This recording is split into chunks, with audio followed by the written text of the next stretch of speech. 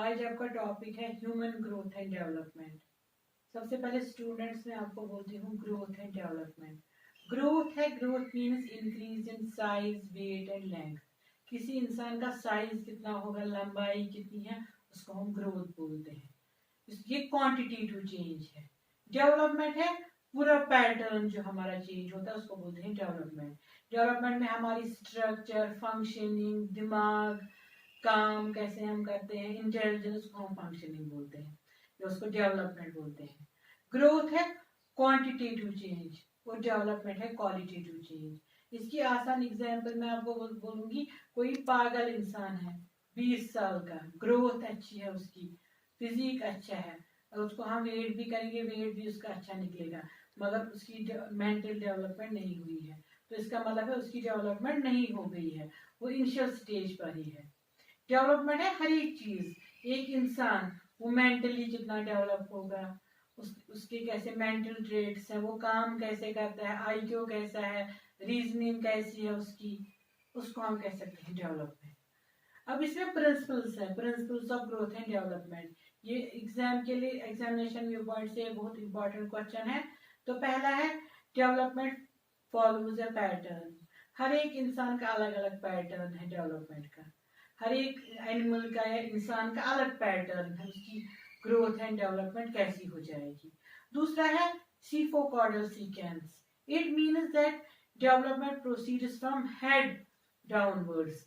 सबसे पहले जब बच्चा पैदा होता है उसका हेड बड़ा होता है, बाकी बॉडी होती है छोटी, एनॉर्मस होता है हेड। फिर आहिस्ता आहिस्ता 2-3 साल तक वो बेबी फिर अपनी शेप में आ जाता है। दूसरा हो गया प्रोक्सिमो डिस्टल सीक्वेंस। इसका मतलब है सबसे पहले इंसान का स्पाइनल कॉर्ड बनता है, उसकी ग्रोथ होती है, उसके उसी की डेवलपमेंट होती है स्पाइनल कॉर्ड की, उसके बाद बाकी बॉडी की होती है।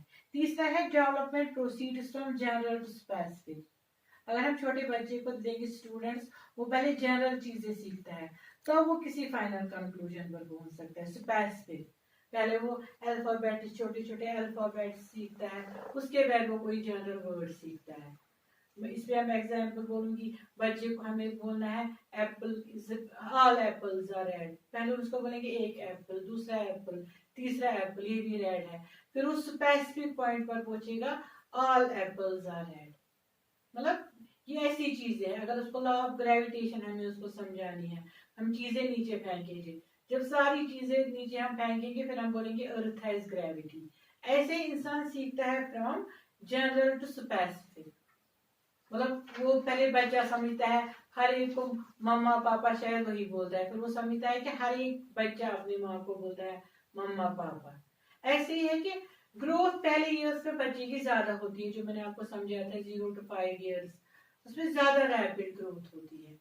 छोटा बच्चा होता है जल्दी ही वो बड़ा हो जाता है, रैपिड चेंजेस आती हैं उसकी, मतलब उसको जल्दी ही बाजू बड़े हो जाते। अर्ली ईयर्स में ज्यादा, देखो आप टीन एजर्स हो, अभी भी आपकी ग्रोथ हो रही है, आपकी हाइट भी होगी और आईक्यू भी, मगर एक लेवल पर जब आप 18 और 19 ईयर्स तक होगे आपका वजन बढ़ सकता है, मगर फिर आपका आईक्यू नहीं बढ़ेगा, आपकी लेंथ नहीं बढ़ेगी, वो मैक्सिमम पीक पर पहुंच जाएगी 18 और 19 ईयर्स तक।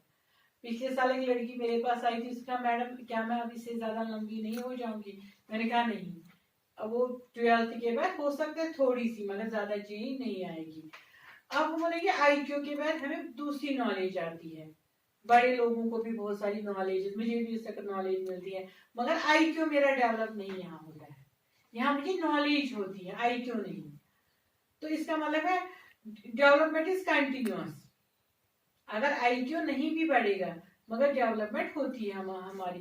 देखो हम कुछ लोग, मैं आपको छोड़ो किताबी बातें, योगा करते हैं, एक्सरसाइज करते हैं, वो अपने आप वो बहुत सारे ऐसे पॉइंट सीखते हैं एक्सरसाइज करने के तरीके, वो अपनी बॉडी को डेवलप करते हैं। वैसा ही कोई जिम्नास्टिक सीखते हैं, सर्कस में ऐसी डेवलपमेंट होती है उनकी, या नॉलेज आ सकती है ज्यादा, उससे हम काम काज में हम डेवलपमेंट ला सकते हैं, मतलब अपनी सोशलाइजेशन में, घर के काम में, एथिक्स में, इसमें हम डेवलपमेंट ला सकते हैं। अब है ये प्रिंसिपल ऑफ इंडिविजुअल डिफरेंसेस, मतलब अलग अलग, कभी कभी किसी की कम ग्रोथ होती है छोटी एज में, मगर फिर वो ज्यादा बढ़ जाता है बड़ी एज में। कोई पहले ही कमजोर होता है तो बुढ़ापे तक कमजोर रहता है। कोई मोटापा किसी में होता है जीन्स में, वो बुढ़ापे तक मोटा ही रहता है। अब है principle of different rates of development, अलग अलग। हार्ट डेवलपमेंट करने के लिए अलग एक रेट है, बाजुओं की अलग रेट है, बालों की अलग रेट है, आंखों की अलग रेट है, होंठों की अलग रेट है, अलग अलग कौन कितना ग्रो हो जाएगा। उसके बाद है development occurs as a whole. अगर यहाँ आपको समझना है पॉइंट, ग्रोथ है क्वांटिटेटिव चेंज। मोटा कोई भी हो सकता है, अनपढ़ इंसान, पागल इंसान भी मोटा होगा, फिजिक अच्छा होगा, खूबसूरत अच्छा होगा, मतलब उसको मेंटल डेवलपमेंट, इमोशनल डेवलपमेंट नहीं होगी।